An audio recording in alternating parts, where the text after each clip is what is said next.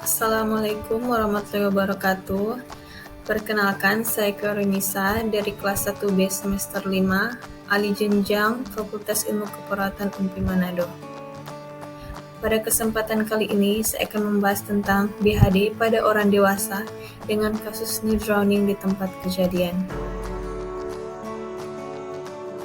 Menurut WHO, tenggelam merupakan cedera oleh karena perendaman yang dapat mengakibatkan kematian dalam waktu kurang dari 24 jam. Apabila korban mampu selamat dalam kurang dari 24 jam, maka disebut dengan istilah near drowning. Indonesia sendiri, angka kejadian tenggelam belum diketahui, namun merujuk pada kondisi geografis wilayah Indonesia yang terdiri dari berbagai pulau dan garis pantai yang cukup panjang, memungkinkan terjadinya kasus tenggelam. Tenggelam dapat terjadi pada air tawar maupun air laut, dan dapat berujung pada kematian bila tidak diberikan penanganan yang cepat dan tepat. Akibat yang paling merugikan dari tenggelam adalah hipoksia. Oleh karena itu, oksigenasi, ventilasi, dan perfusi harus dikembalikan sesegera mungkin melalui pertolongan dasar yaitu RJP. RJP untuk korban tenggelam sebaiknya tetap menggunakan pendekatan ABC mengingat sifat hipoksia dan henti jantung tersebut. Hal pertama yang dilakukan apabila menemukan kejadian near drowning adalah penyelamatan korban dari air. Untuk menyelamatkan korban tenggelam, penolong harus dapat mencapai korban secepat mungkin, sebaiknya menggunakan alat angkut. Setidaknya diperlukan 2 orang dewasa untuk mengangkat korban dari dalam air ke perahu penyelamatan. Selain itu, penolong juga harus memperhatikan keselamatan dirinya. Hal yang pertama dan utama dalam menangani korban tenggelam adalah memberikan ventilasi segera.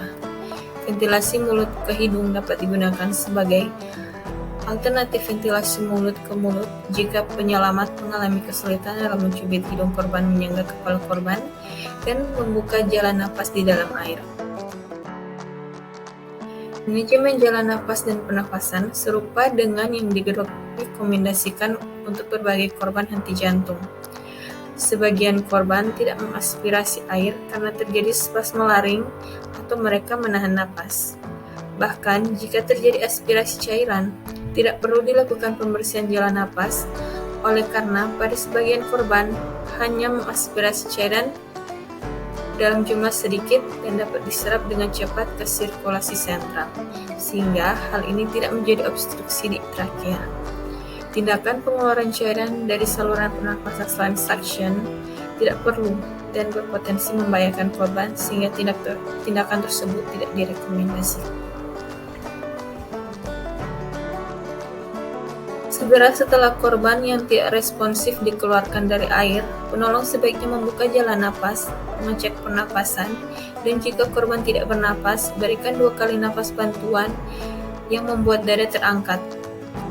Setelah pemberian 2 kali napas bantuan, penolong harus segera memberikan kompresi dada dan melakukan siklus kompresi ventilasi sesuai dengan pedoman BHD dewasa. Kemudian, penolong harus mengecek denyut nadi korban. Denyut nadi mungkin sulit untuk diraba pada korban tenggelam, terutama jika korban kedinginan. Apabila dalam 10 detik denyut nadi tidak teraba, siklus kompresi ventilasi harus dilakukan kembali.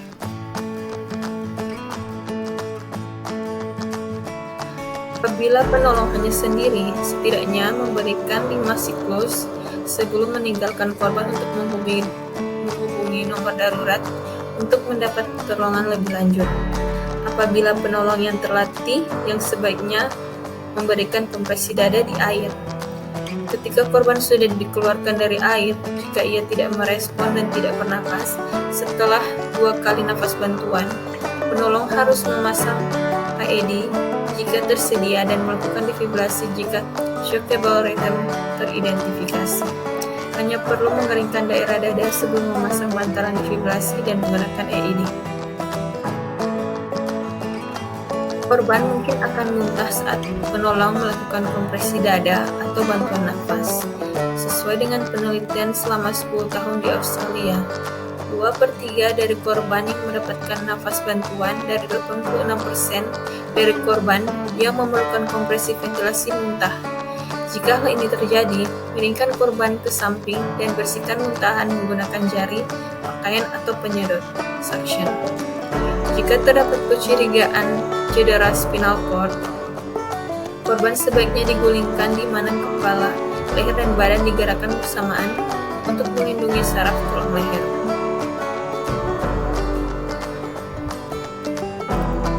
Berusaha untuk menghangatkan kembali pasien dengan hipotermia di luar rumah sakit adalah tidak tepat, tetapi langkah-langkah untuk mencegah kehilangan panas tubuh lebih lanjut penting untuk dilakukan. Untuk mencegah kehilangan panas tubuh, pakaian yang basah sebaiknya dilepaskan sebelum pasien dibungkus dengan selimut tebal. Minuman hangat tidak dapat membantu dan sebaiknya dihindari. Menggigil merupakan tanda prognostis terbaik. Korban near drowning sebaiknya segera dibawa ke unit gawat darurat terdekat untuk evaluasi dan penanganan lebih lanjut sehingga dapat meminimalkan komplikasi atas cacatan yang mungkin ditimbulkan. Sebelum dirujuk, korban harus diamankan di sebuah tandu dan diposisikan dengan nyaman.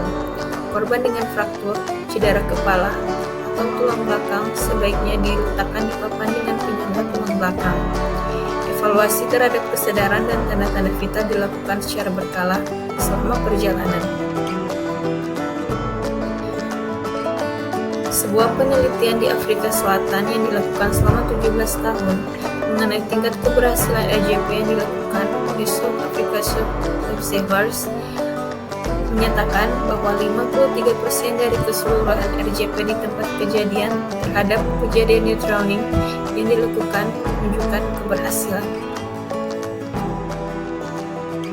Terima kasih atas perhatiannya. Universitas Pembangunan Indonesia Manado atau biasa disingkat UNPI merupakan salah satu universitas swasta yang ada di Sulawesi Utara. UNPI didirikan pada tanggal 2 Oktober 2000 dan baru saja merayakan ulang tahunnya yang ke-21 tahun. Salah satu fakultas unggulan yang ada di UNPI adalah Fakultas Keperawatan. Fakultas Keperawatan sekarang telah terakreditasi B dan memiliki laboratorium keperawatan yang memadai. Lulusan-lulusan dari Fakultas Keperawatan tersebar di berbagai daerah di rumah sakit pemerintah maupun swasta.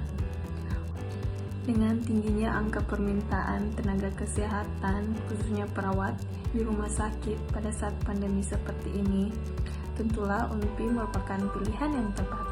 Ayo kuliah di UNPI!